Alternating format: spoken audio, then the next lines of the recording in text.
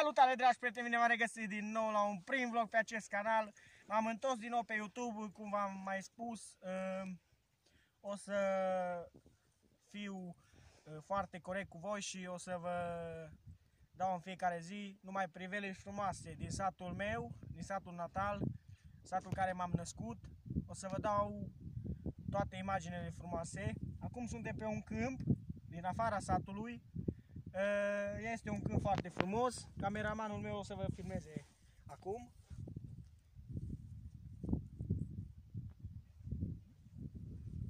Aici suntem într-o prăpastie din satul Grindeni. Mai pe scurt o râpă. Aici de vreo câțiva ani mi-a povestit tatăl meu că s-a rupt acest deal. Și na. Astăzi este o căldură frumoasă și mai pe scurt în drum o să vă arătăm și câinii. Dați că vi arătăm acum. Avem doi labradori negri în vârstă de 2 ani fiecare. Avem o cățea ciobănească și un cangal ciobănesc. Cei 4 câini se înțeleg foarte bine, de mici au crescut la fel, acolo fiind vecini. Nu se ceartă, nu se bat. Și na, pe parcurs o vă mai arătăm câinii ce să facă. Acum câinii o să vi arătăm mai de aproape. Așa. Și dacă o să putem și o să fie cu noroc, o să vă filmăm și niște căprioare în cadru, dacă cumva o să găsim pe vremea asta frumoasă. No, căței sunt cuminți, nu sunt agresivi cu oamenii. Sunt agresivi, dar sunt agresivi cu alți câini sau... No. Uitați acum, sunt 3 căprioare. Nu știu dacă se văd bine. Acum fug. Uitați-le, acolo 3 căprioare frumoase. Am reușit să filmăm 3 căprioare și poate pe parcurs o să mai găsim să putem filma. Se vede? Da, vă spun și sunt aici pe pământul ăla, uitați, 3 căprioare frumoase. Pe parcurs o să mergem înainte și o să vă mai arătăm căprioare. O să mergem și printr-o pădure. Aici acum o să vă mai arătăm, uitați, l-am legat pe labrador, pe Nero îl cheamă. S-a certat cu fratele lui, cu Rex. O să vi-l arăt și pe el acum. Uitați el din lângă cățeauă. S-au certat puțin, dar o să le treacă.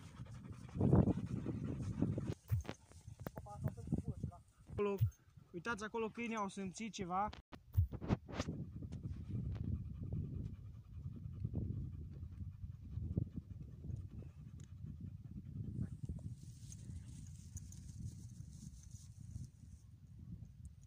Da drumul și la celălalt la labrador, pentru că au simțit ceva, cățeaua ciobănească, cea galbenă cu alb, au simțit ceva și să meargă toți 4 să fie în echipă.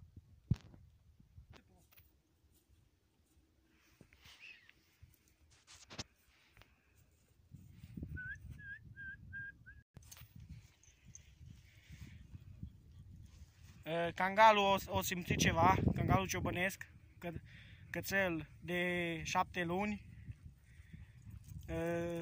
ciobăneasca galbenă, cățeauă cu galben cu alb 10 luni și cei 2 masculi labradori, fiecare au câte 2 ani. Cum v-am mai zis, priveliște frumoasă aici în satul Grindeni. Și apăsați butonul ăla de like, să strângem câte mai multe. Dacă o să strângem 30.000 de like-uri, vă rog să apăsați butonul ăla de like, să rupeți butonul ăla de like pentru mai multe videoclipuri. Dacă o să strângem 100 de like-uri, o să mai facem videoclipuri. Și apăsați și voi pe clopoțel și să strângem cât mai mulți. Apăsați și voi acolo butonul de abonare, ca să strângem cât mai mulți abonați și să facem cât mai mulți abonați.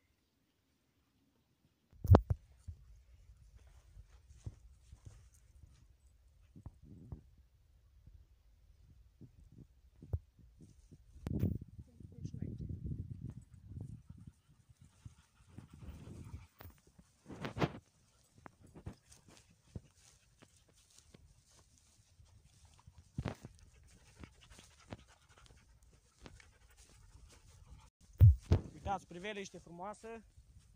Să vă arătăm acum toate dealurile din Grindeni.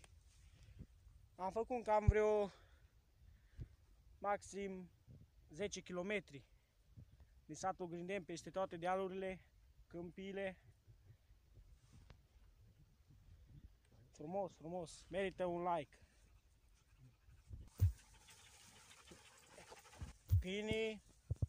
Câinii cam sunt puțin obosiți.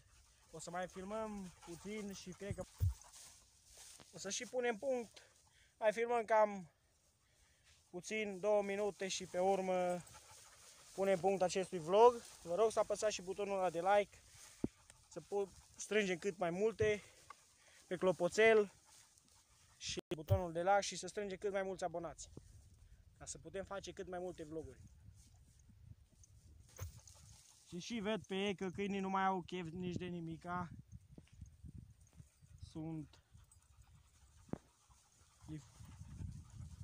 O să le fie sete, când vor ajunge acasă o primi o recompensă câinii.